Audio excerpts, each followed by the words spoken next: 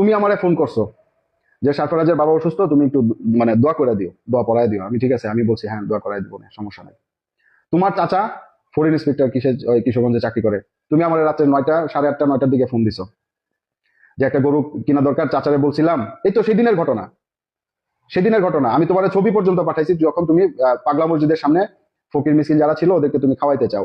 রাতের বেলা আমি তুহিন নামে একজন আমার চাচা আছে, আমার আব্বা চাচাতো ভাই, তারে নিয়ে রাতের বেলা কসাইয়ের কাছ থেকে গরু কিনা, রাতের বেলা বাজার কইরা বাবুর্চি ঠিক কইরা, ওই দিন রাতে রাতে সবকিছু কমপ্লিট কইরা কসাই গরু নিয়ে আসে কিনা দামে বিক্রি করার জন্য না।